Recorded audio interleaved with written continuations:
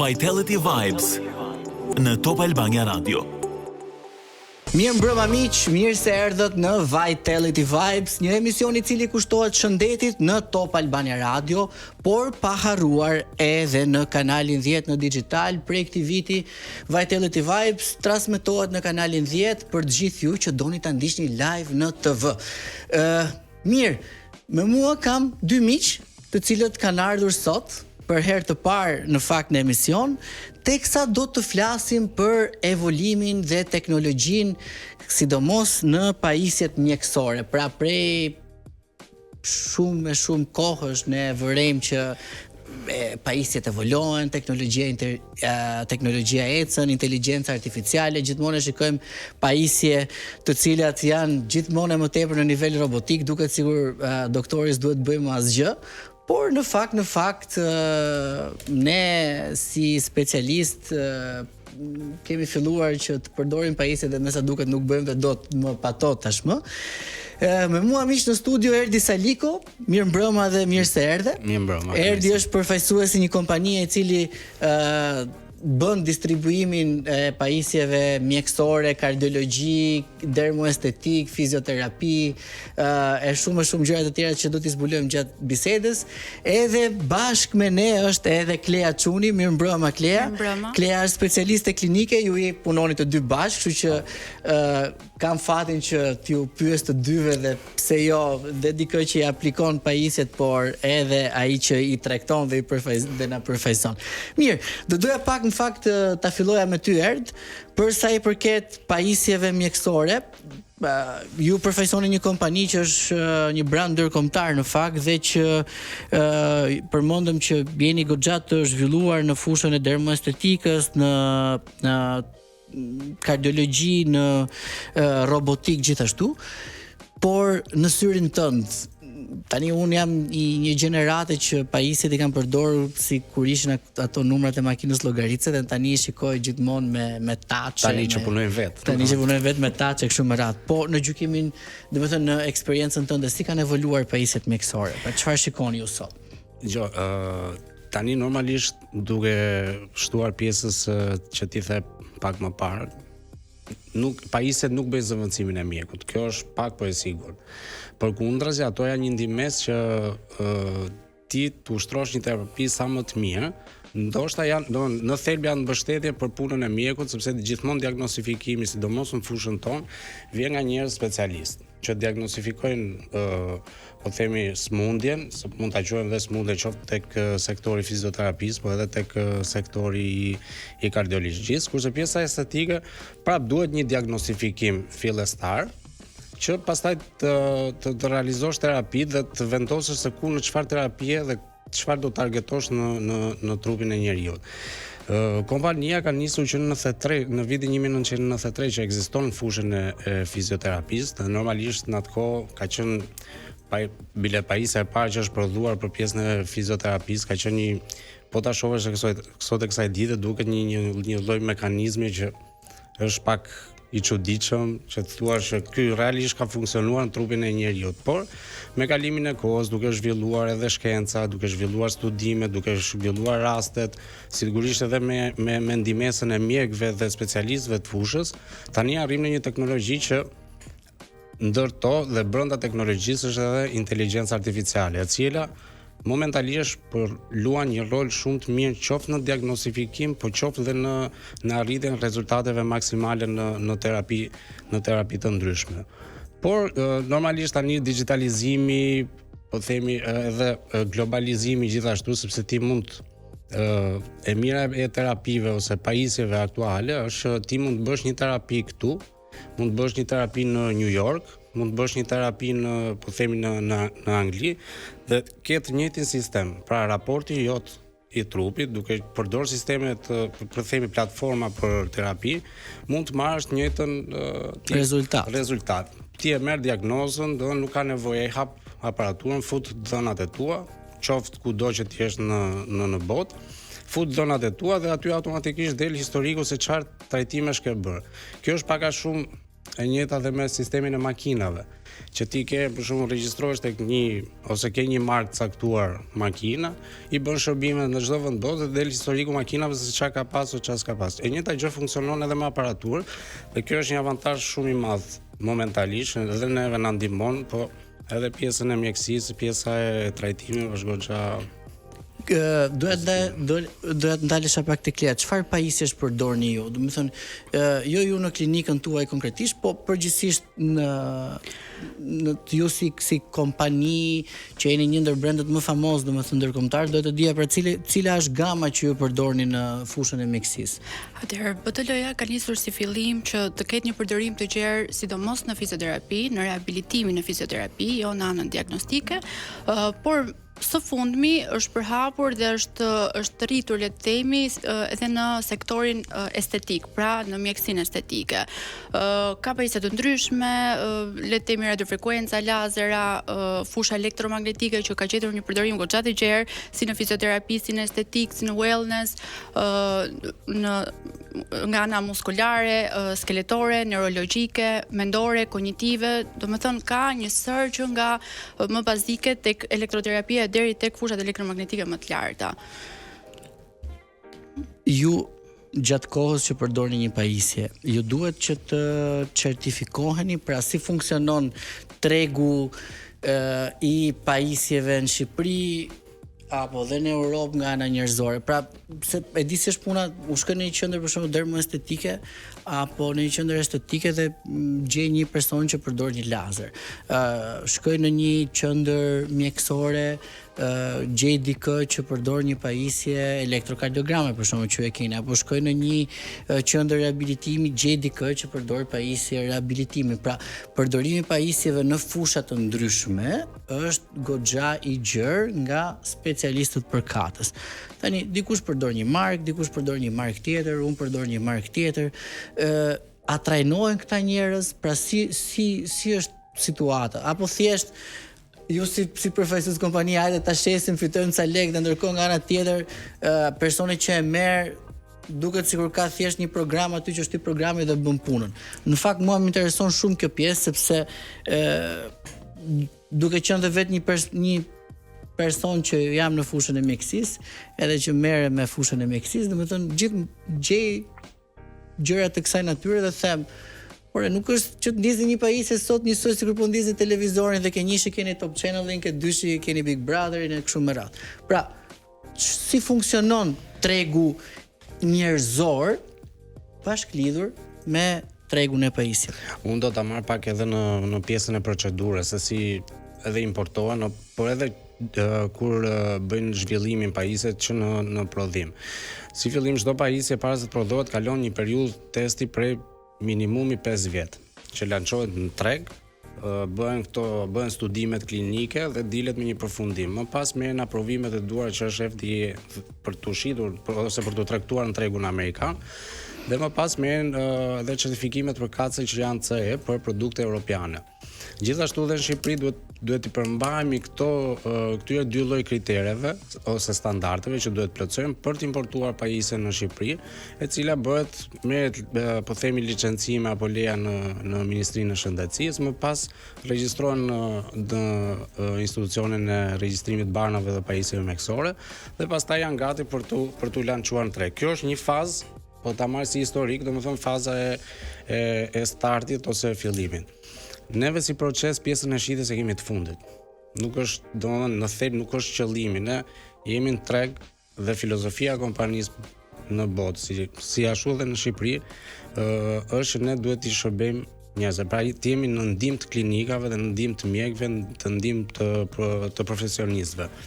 Dhe procesi i shitjes, si thash, është pjesa e fundit. Ne fillimisht dakordësojmë se çfarë nevojash kanë klinikat, se ku duhet të përqendrohen, ku duhet të fokusohen, kë kanë target, trajtimi e tjerë.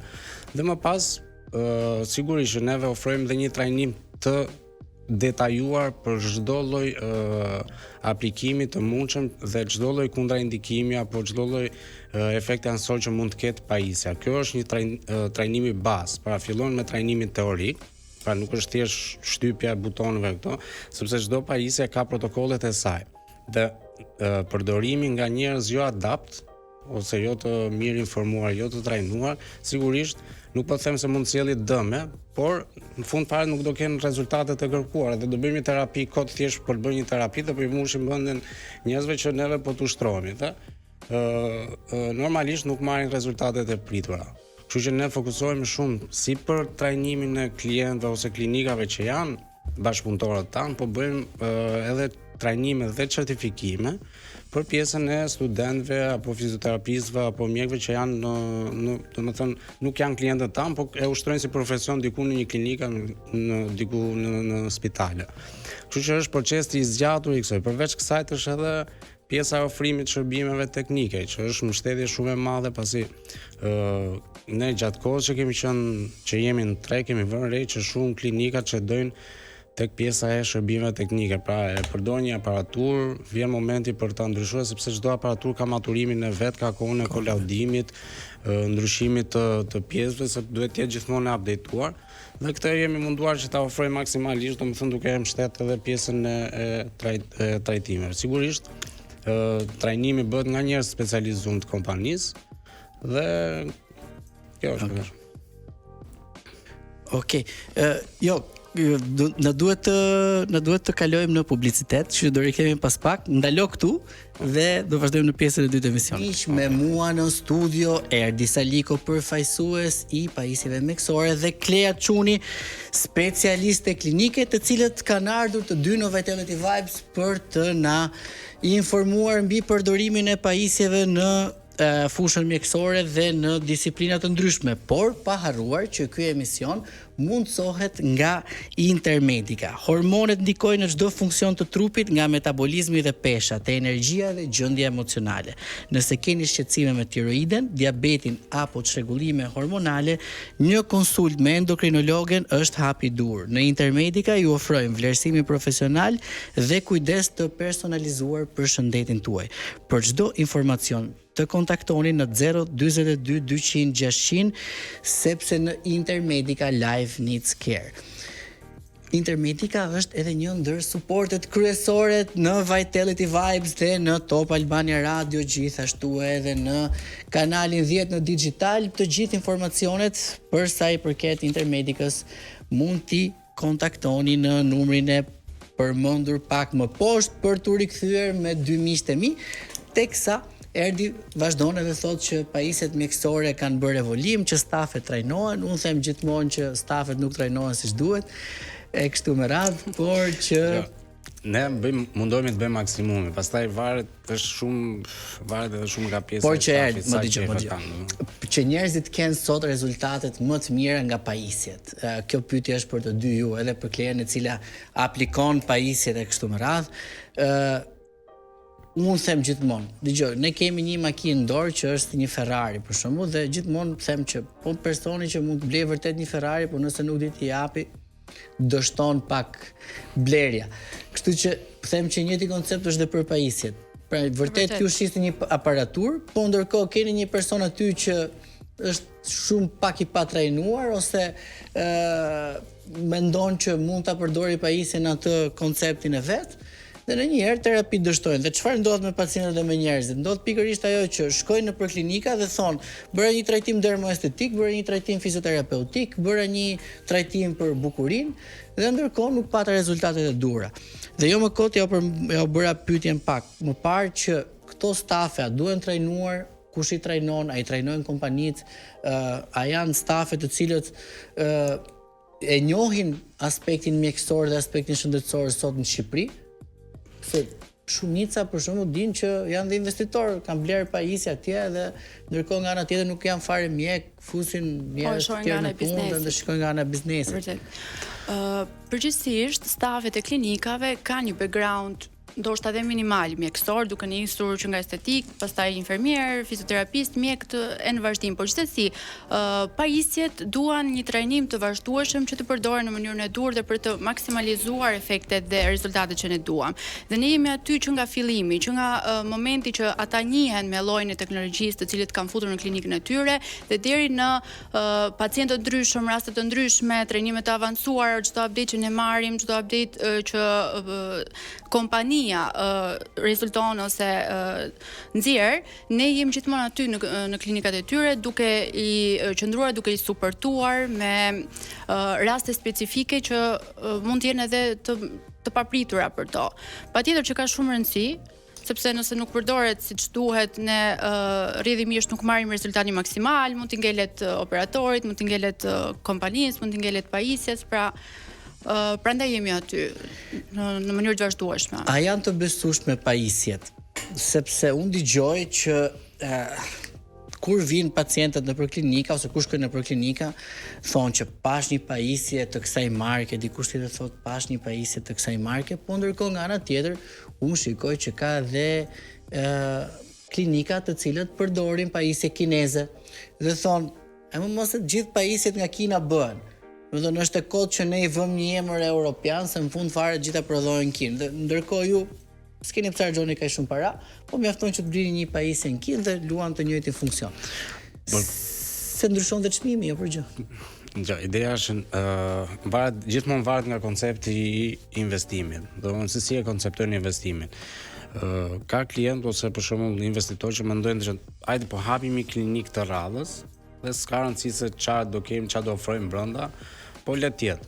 Ka dhe njerëz që janë goxha serioz që investojnë dhe realisht investojnë në marka, në brende. Nuk po flas vetëm rasti konkret i kompanisë tonë, po ka disa brende në tregun global që janë realisht mira. Se një punë që bën, ose një studim që bën një kompani, arrin të marrë certifikimin e dur, qoftë CE që e përmenda më parë, qoftë FDA, ka një background brapa, ka disa studime klinike, ka një zhvillim dhe këto në thelb janë një lloj kosto që i atribuohet produktit ose pajisjet që tregtohet. Ndërkohë që produktet nga Kina nuk kanë asnjë lloj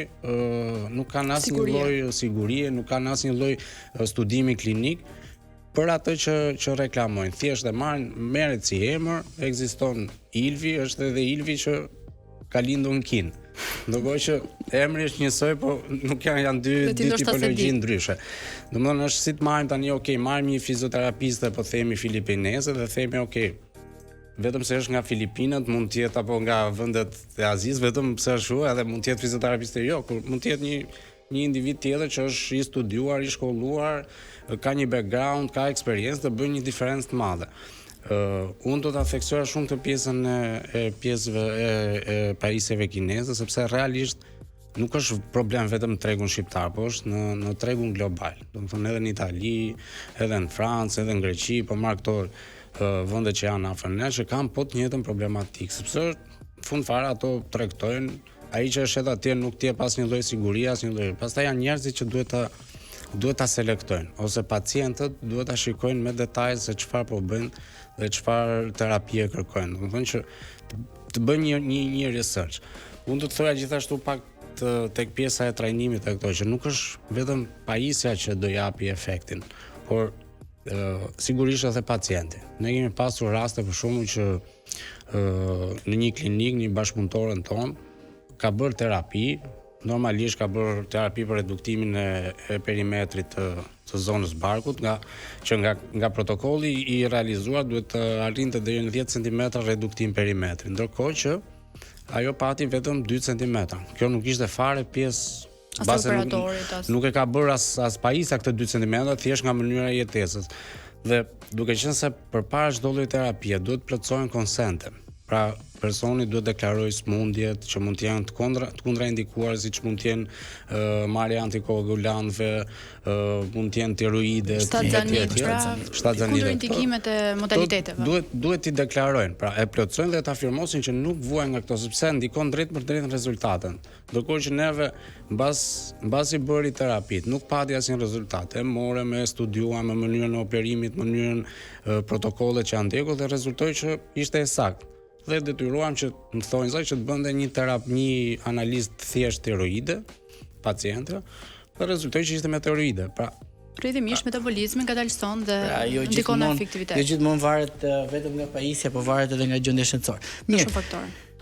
Sërish na duhet të shkojmë në publicitet. DJ Kedos thotë që duhet të rikthehemi pas në Vitality Vibes, në valët e Top Albania Radios. Për gjithë ju që keni ardhur tani, ju rikujtoj që ky emision mundsohet nga Eteris Clinic, i cili vjen me një trajtim revolucionar për sa i përket jetëgjatësisë dhe që vjen për herë të parë në Shqipëri, Therapeutic Plasma Exchange, TPE, ekskluzivisht në Eteris Clinic Day Hospital. Është një trajtim i avancuar që pastron plazmën e gjakut nga proteinat inflamatore dhe toksinat që përshpejtojnë plagjen biologjike. Ky trajtim vepron në nivel qelizor, ndihmon në uljen e inflamacionit kronik, rrit energjinë, forcon imunitetin dhe gjithashtu mbështet jetëgjatësinë. I përdorur prej vitesh në mjekësinë ndërkombëtare, TPE konsiderohet sot një nga terapitë më të avancuara për rigjenerim biologjik dhe jetëgjatësinë. Kontaktoj Eteris Clinic Day Hospital në 069 60 966 56 për gjithë ju që doni të jeni sa më jetë gjatë. Tani unë e di që ju keni gjëra që përkasin mirëmbajtjes edhe mirëqenies, por Therapeutic Plasma Exchange fakt është një nga ato terapitë ku gjaku merret, centrifugohet në një pajisje, është goxha terapi e mirë. Aplikohet duke sidomos për pjesën e jetëgjatësisë është goxha. Kështu që e gjeni në Eteris. Mirë, për të rikthyer tek diskutimi ynë për pajisjet. A ka raste kur pajisjet bëjnë dëm?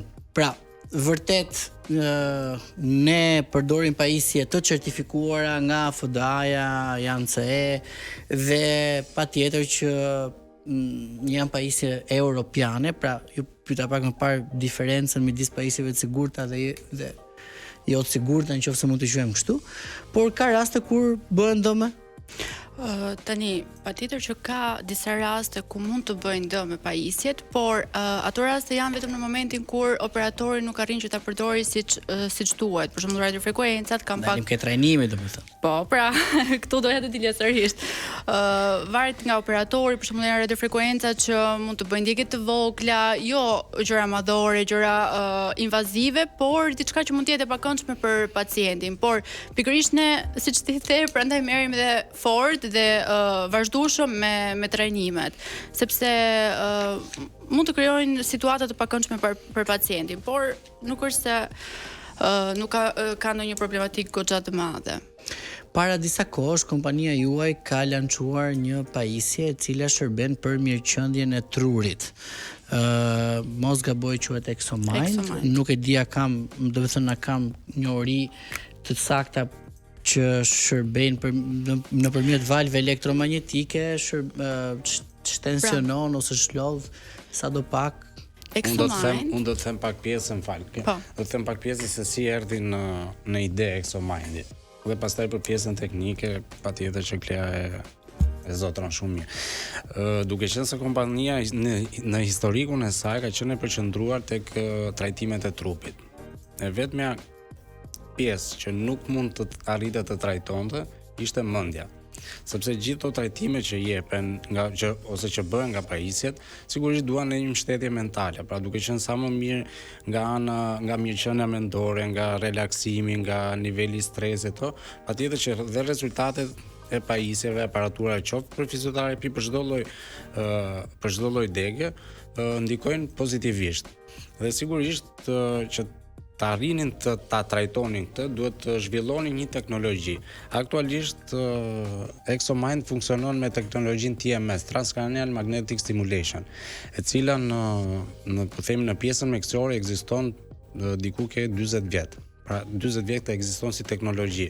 Mirë, po ishte e përqendruar vetëm për njerëzit që janë me probleme mendore ose me sëmundje të shëndetit mendor. Me sëmundje të shëndetit mendor.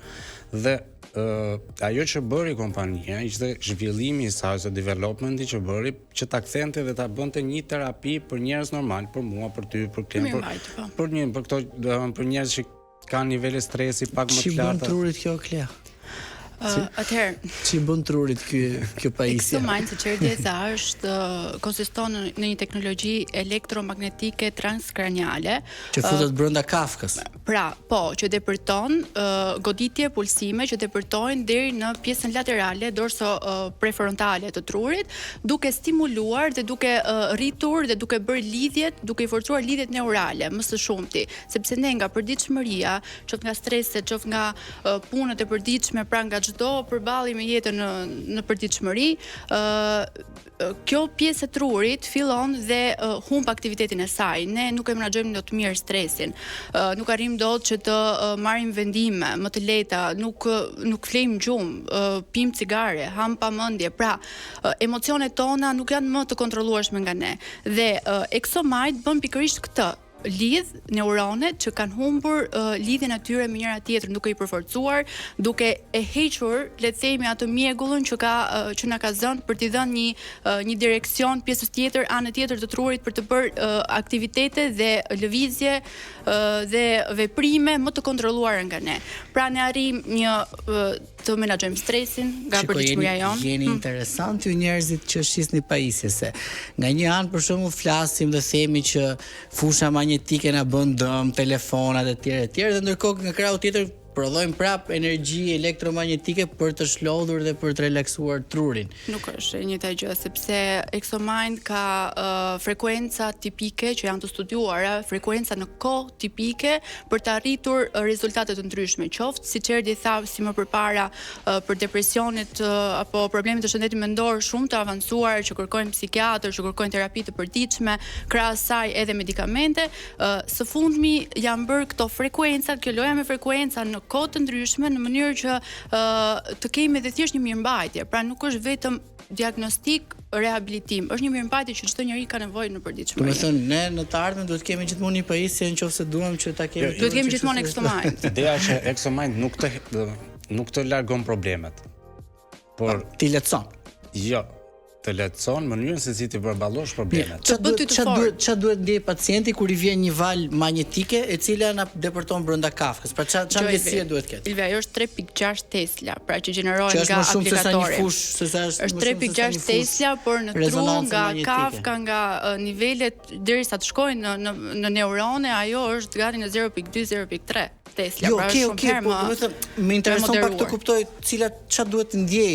Pra një person që bën realisht, pra bën një pajisje, vendos një pajisje në kokë që ju e keni lançuar, dhe ndërkohë nga ana tjetër ju thoni që vërtet funksionon për këtë, por realisht çfarë ndjen? Ju e keni provuar vetëm, çfarë ndjeni ju?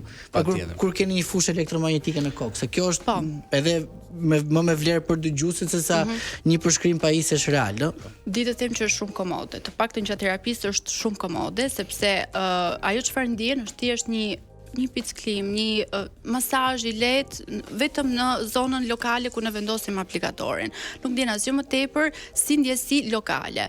Por pas terapisë, menjëherë pas terapisë ndjen çlodhje, ndjen një menaxhim më të lehtë, një hapje të themi të asaj mjekullit që na ka zënë. Pra dhe gradualisht gjatë seancave, nga seanca e parë, 2 deri në seancën e 4 që ne sugjerojmë të bëjmë deri në 4 deri në 6 seanca, pra 4 deri në 6 seanca, fillojmë dhe arrim të menaxhojmë më mirë stresin në përditshmëri. Fillojmë të marrim vendime shumë herë më të lehta. Kjo është, por si ndjesi është shumë herë më komode se çdo terapi tjetër që ti mund të kesh hasur në mjeksi. Më pyet dikush që na dëgjon thotë, pyetini pak thotë të ftuarit, a e zëvendëson kjo pajisja psikologun ose psikiatrin? Tani, siç folëm në fillim, mjeku nuk e zëvendëson asnjë gjë tjetër, por thjesht mjekun e ndihmon shumë dhe qëndrojmë paralel së bashku mjeku me pajisjet, sidomos të teknologjisë së fundit, për t'i dhënë rezultat sa më maksimal pacientit. Dalim sërish, duhet patjetër një operator që të ketë njohuri, sepse nëse nuk ka një njohuri të mjaftueshme për këtë lloj trajtimesh, lë vend edhe për mos maksimalizimin e rezultatit, por duhet së bashku.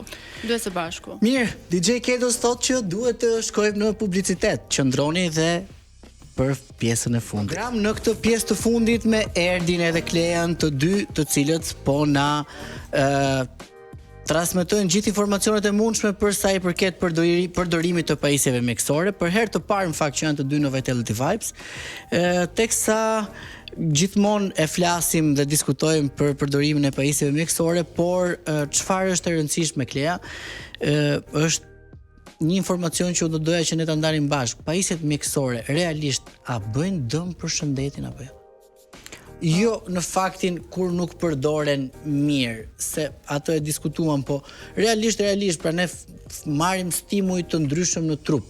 Pra, fushë magnetike, dritë lazeri, impulse elektrike, radiofrekuenca, të gjitha stimuj që unë personalisht për shembull kur përdor pajisje tek pacientë thonë dëgjoj më bën dëm kjo, pavarësisht se bëjmë një pyetësor, po realisht, a kanë influenca negative mbi shëndet mbase në përdorim të gjatë apo dhe thjesht në ato stimuj që ju e dini shumë mirë që përdoren.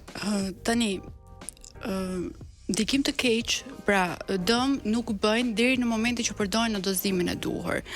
Siç ti e the vet, dozimi ka shumë rëndësi në momentin që ne përdorim modalitete, sidomos kur ato janë të ndërthuara, pra disa modalitete njëkohësisht tek i njëjti pacient, sepse nuk mund të përdorim pafund këtë gjë. Përpos faktit që nuk përdoren në kundër indikimet që ne përmendëm më sipër, përpos atyre fakteve, në dozimin e duhur ne jemi okay, ama në momentin që kalojmë një sasi të tepër të radiofrekuencës, të lazerit, të qarkullimit të gjakut, pra nga fusha magnetike, nga elektrostimulimi, qoftë edhe traksioni për shembull, që është një pajisje e cila bën tërheqje, pra bën tërheqje të vertebrave, dhe ajo duhet përdorur në masë, sepse në momentin që kalon masa, në momentin që kalon dozimi, minutat, pra patjetër që fillon edhe ka një ndikim në kundërt, efektin e kundërt. Në rastin e përdorimit të pajisjeve të kësaj që ju përmendët Exomind të fushës magnetike, sa është numri i seancave që do të bëjë një pacient? 5-6 përmendët ju, po për sa kohë?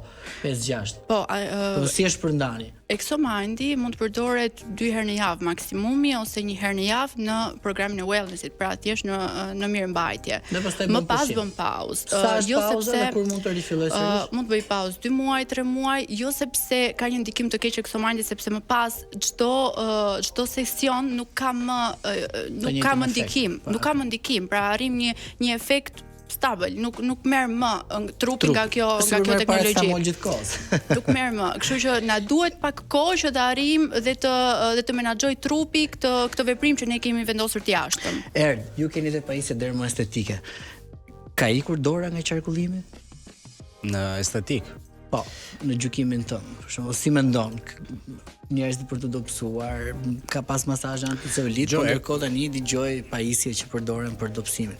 Sipas teje, ne nuk e kundërshtojmë pjesën e dorës, sepse ajo deri tani ka funksionuar dhe ka akoma funksionon, domethënë edhe si terapi, sepse ka këto lloj pacientësh kategori që kërkojnë trajtime, pra jo me aparatura, por vetë aparaturat, qoftë në fizioterapi, por edhe në estetik, duke qenë se janë prodhuar dhe janë zhvilluar në funksion të terapive, patjetër që depërtimin që mund të bëj, po themi një aparaturë estetike në radiofrekuencë apo dhe në goditje mekanike ose në shockwave, nuk mund të arrijë dora, ose mund të arrijë dora me më shumë seanca.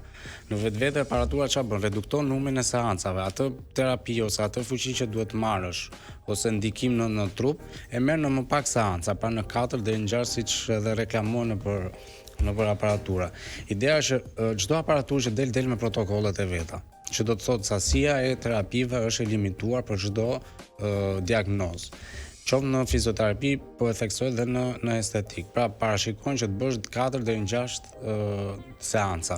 Jo domosdoshmërisht duke bërë 10 mund të marrësh rezultat më të madh, sepse trupi arrin në masën e caktuar dhe aty stopon dhe nuk merr më ngarkesë më tepër. Kështu që në funksion të kësaj të kohës, duke reduktuar kohën e trajtimeve, kjo është normalisht edhe efektshme për klientët, për pacientët që bëjnë terapi, sepse ata të kërkojnë, duan më pak trajtime, duan më pak numër seksione. Populli shqiptar në fakt do gjithmonë sa më pak seanca, më shumë rezultat, më pak para. Po dëgjoj, kjo është e mira e teknologjisë, në fakt ka më pak invazivitet, ka më pak terapi dhe më shumë rezultat. Dhe më pak e dhimbshme. Po, më pak. Sepse punon në brendësi, nuk punojnë shumë në nervat, në pjesën sipërfaqësore, në pjesën e nervave. Jeni më shumë për përdorimin e lazerit në depilim apo përdorimin e çerës në dora estetistit? Jo, lazeri është, po them, është një lloj aparature që është teknologji e kohëve të fundit dhe patjetër që ka ndryshim të madh, domethënë. Krahasi me dyllin apo me strishat, si quhen. Sepse ne jemi ke pjesa e teknologjisë. Jo, më kohë të pyes. Patjetër dhe efektet, rezultatet janë shumë më të larta me lazer. Një mesazh të fundit para se ta mbyllim. Ti besojmë teknologjisë apo jo? Patjetër që të besoni, teknologjia është ecën përpara me mjekësinë dhe gjithmonë jemi në update, gjithmonë marrim gjërat më të mira nga mjekësia, nga teknologjia. Mirë miq. Ta jap dhe unë? Patjetër. Se marrë. Unë do të thoja një gjë, domthonë një mesazh që është i përgjithshëm, që duhet drejtohemi tek profesionistët. Domethënë në çdo aspekt, për çdo lloj trajtimi, për çdo lloj shqetësimi, këto duhet drejtohemi gjithmonë tek profesionistët, sepse së fundit do të cek edhe pjesën e inteligjencës artificiale që njerëzit janë bërë shumë të varur dhe çdo gjë i drejtohen asaj. Patjetër që inteligjenca artificiale funksionon në aparatura, sepse ndihmon zhvillimin, ndihmon terapitë e tjera, por në fund fare nuk është mjek. Pra nuk është ai që di situatën e personit, ajo të përgjigjet siç e do ti përgjigje. Dhe kjo është mesazhi im që duhet drejtohemi gjithmonë tek profesionistët. Sepse po shkove te profesionisti edhe aparaturat përdoren siç duhet. Mirë miq, këtij mesazhi, këtij emisioni me këto mesazhe erdhi fundi. Duke ju falendëruar të dyve që ju kisha në Vitality Vibes, uroj dhe shpresoj që të kemi pse jo edhe takime të tjera bashkë pasi teknologjia, shkenca evolon. Për gjithë ju që ishit në Vitality Vibes, ndoqët erdhin edhe Klean, teksa Faleminderit. ju informuan mbi të rejat e fundit të shkencës dhe përdorimin e pajisjeve mjekësore. Faleminderit DJ Kedos që më shoqëron çdo të shtunë dhe të gjithë pjesa tjetër e stafit, ju dua shumë, jeni shumë të mirë. Jam me fat që ju kam dhe që më suportoni çdo të shtunë. Teksa ma bëni këtë emision gjithmonë më të lehtë. Gëzojeni ditën me diell nesër, si e diell që është edhe hëna në vazhdim, dhe mos harroni, shëndeti është gjithmonë i pari.